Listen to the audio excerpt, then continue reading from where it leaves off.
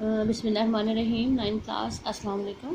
آج ہم حدیث پڑھیں گے اور آج کی ہماری حدیث ہے حدیث نمبر 7۔ تو ہم شروع کرتے ہیں۔ بسم اللہ الرحمن الرحیم۔ لیس منا من لم یرحم صغیرنا ولم یوقر کبیرنا، وہ ہم میں سے نہیں جو ہمارے چھوٹوں پر رحم نہ کرے اور ہمارے بڑوں کا احترام نہ کرے۔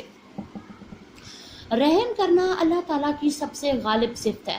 اس جملے کو آپ نے اس طرح بھی یاد رکھنا ہے کہ یہ MCQs میں بھی آتا ہے، آپ سے پوچھا جاتا ہے کہ اللہ کی سب سے غالب صفت کون سی ہے۔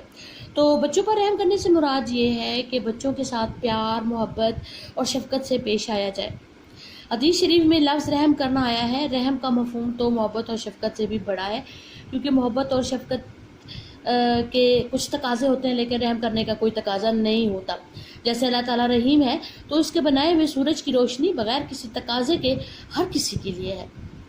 رسول اللہ صلی اللہ علیہ وسلم بھی اس حدیث مبارکہ میں ہمیں بچوں پر رحم کرنے کا حکم دے رہے ہیں، کیونکہ بچے جسمانی طور پر کمزور ہوتے ہیں، پوری طرح سمجھدار بھی نہیں ہوتے، انہیں بڑوں کی مدد کی ضرورت ہوتی ہے، اس لیے جہاں کہیں بھی بچوں کی مدد کی ضرورت ہو بڑوں کو ان کی مدد کرنی چاہیے۔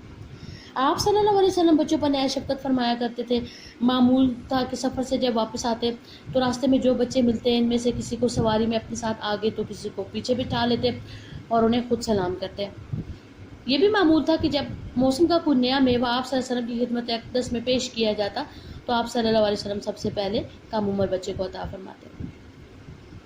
آپ صلی اللہ علیہ وسلم بچوں کو چومتے، ان سے پیار کرتے۔ ایک دفعہ اسی طرح بچوں کو پیار کر رہے تھے، ایک بدوی آیا اور اس نے کہا، تم لوگ بچوں کو پیار کرتے ہو؟ میرے 10 بچے ہیں مگر میں نے آج تک کسی کو پیار نہیں کیا۔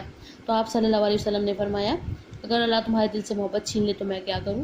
جو رحم نہیں کرتا اس پر رحم نہیں کیا جاتا۔ آپ صلی اللہ علیہ وسلم کی یہ شفقت اور محبت صرف مسلمان بچوں تک محدود نہ تھی، بلکہ مشرکین کے بچوں پر بھی ایسا ہی لطف و کرم ہوتا تھا۔ ایک غزوہ میں چند بچے جھڑپ میں آ کر مارے گئے۔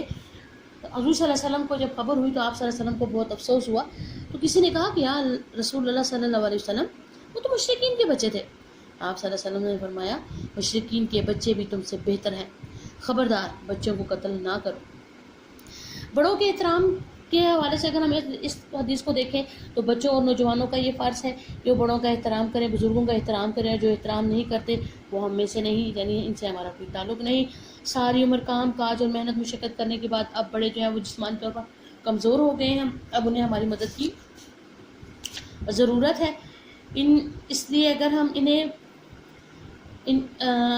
اس لیے ہمیں چھوٹے ان کا احترام کریں گے، انہیں عزت سے بلائیں گے، ان کے لیے جگہ چھوڑ کر خود دوسری جگہ بیٹھ جائیں گے تو اس سے ان کے دلوں کو راحت محسوس ہوگی، وہ دعائیں بھی دیں گے اور اچھے مشورے بھی دیں گے۔